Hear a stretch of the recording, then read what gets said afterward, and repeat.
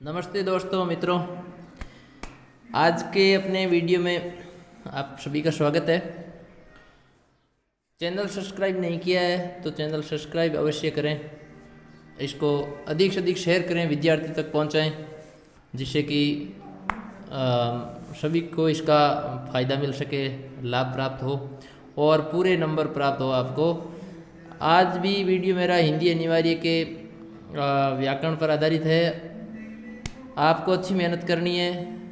आप कुछ ही दिन शेष बचे हैं एग्ज़ाम शुरू होने में, यानी कि हिंदी अनिवार्य और अंग्रेजी के बात कर रहा हूँ। वैसे तो एग्ज़ाम शुरू हो चुके हैं 24 तारीख से, तो आपको अच्छी मेहनत करनी है और अपने अंदर जोश और उत्साह और आत्मविश्वास बना के रखना पूरा, है ना। लगातार मेहनत करोगे तो सफलता आपको बिल्कुल अच्छी सफलता मिलेगी। और कहते भी है ना कि आंधी क्या तूफान मिले, चाहे जितने भी व्यवधान मिले, बढ़ना ही अपना काम है। तो आपको लगातार मेहनत करनी है। आज मैं बात करने वाला हूँ आपके सामने अर्धशासकीय पत्र।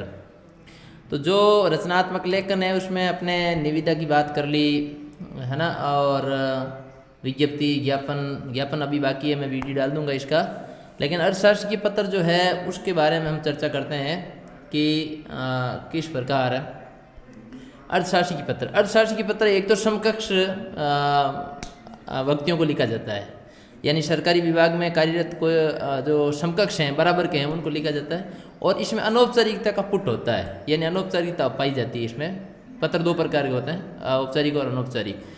दूसरी बात यह है कि आपके हिंदी अनिवार्य में इस सत्र के सिलेबस में, पाठ्यक्रम में केवल अर्थशास्त्र के पत्र ही शामिल है। तो आपको यदि कोई भी पत्र पूछा जाए तो जहन में केवल अर्थशास्त्र के पत्र ही रखना है, क्योंकि कार्यालय पत्र आएगा नहीं और आउट ऑफ सिलेबस प्रश्न बिल्कुल आने की संभावना नील रहती है, नाम मात्र की रहती है, आता ही नहीं है बिल्कुल ही। तो आपको अर्थशास्त्र के पत्र ही लिखना है। अब देखो, अर्थशास्त्र के पत्र के लिए जैसे हमने पढ़ा भी था पाठ्यक्रम पढ़ाते वक्त कि अर्थशास्त्र के पत्र में आप सभी को पता है क्या होता है। सबसे पहले कार्यालय का नाम आता है, तो वो उसको बीच में लिखना, कार्यालय का नाम और पता। जैसे इसमें यहाँ लिख रखा है, लेकिन आप बीच में भी लिखोगे तो भी सही होगा। उसके बाद में आपको दिनांक लिखनी है यहाँ पर। तो दिनांक निविदा हो चाहे अधिसूचना हो, सब में ऊपर की ओर दाईं हाथ की तरफ ही आती है।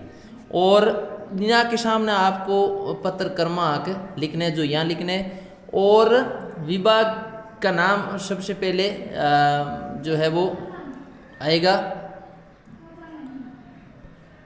यहाँ पर। विभाग का नाम सबसे पहले यहाँ पर आएगा और उसके बाद में आपको देखो यहाँ पर प्रेषक का नाम और मैं पद, यानी प्रेषक का नाम और उसका पद, इतना ही लिखना आपको।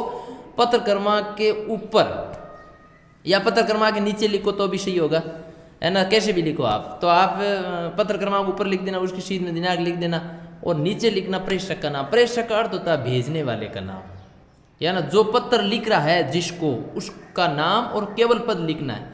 जैसे कि राजेश वर्मा है तो और क्या है तो सचिव, तो राजेश वर्मा और सचिव ये।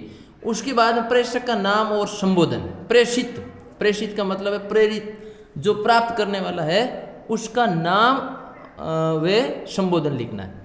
और फिर यहाँ पर आपको मैंने जैसे पहले भी बताया था, हमने पढ़ते वक्त भी पढ़ा था कि महोदय नहीं आएगा, तो आपको महोदय की जगह आपको ये शब्द लिखना है, प्रिय श्री, सुश्री, आदरणीय, ये शब्द आपको काम में लेने हैं।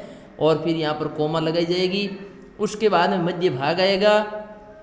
और जैसे कि मैंने आपको बताया था कि जो प्राप्त करने वाले का पता है, मात्र और मात्र एक अर्थशास्त्र के पत्र ही ऐसा है जिसमें पता है वो आपके नीचे भवनिष्ठ और जो शुभेच्छु लिखते हैं उसके सीध में बाएं हाथ की तरफ नीचे आएगा। जैसे ये यहाँ है, प्रेषित का मतलब प्राप्त करने वाले का नाम, पद, पता, ये पूरा यहाँ आएगा। बाकी किसी भी पत्र में यहाँ पर नहीं आता है। और फिर आपको यहाँ भवद्य नहीं लिखना है ना। आपको कंफ्यूज नहीं होना है। हो सकता है आपको अलग अलग जगह पर प्रेषक, भेजने वाले का, प्रेषित, प्राप्त करने वाले, दोनों को पता यहीं पर ऊपर ही लिखा हुआ मिलेगा। लेकिन आपको ऐसा नहीं करना है। आपको केवल ऊपर प्रेषक का नाम, पद, भेजने वाले का नाम, पद, और प्रेषित, प्राप्त करने वाले का पद और नाम आपको नीचे हस्ताक्षर की सीध में बाईं तरफ लिखना है।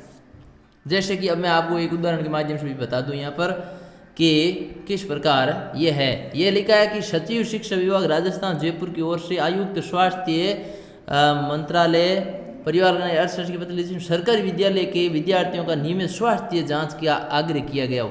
तो इसमें आप देखो सबसे पहले जो ये है ना, मैंने क्या बताया था कि प्रेषक का नाम, तो यहाँ पर प्रेषक कौन है भाई, भेजने वाला कौन है, सचिव है। और किसको भेज रहा है, ये स्वास्थ्य जो है वो विभाग है, शिक्षा विभाग को ये भेज रहा है, शिक्षा विभाग के द्वारा यह भेजा जा रहा है सचिव के द्वारा। तो सबसे पहले भेजने वाले सचिव का नाम आ गया यहाँ देखो, अविनाश तंवर, और ये है सचिव, तो इसका सचिव पद हो गया और अविनाश तंवर नाम हो गया। उसके बाद में इसने क्रम संख्या यहाँ लिखी, आप चाहो तो क्रम संख्या अविनाश तंवर के ऊपर भी लिख सकते हो और सामने दिनांक लगा दो।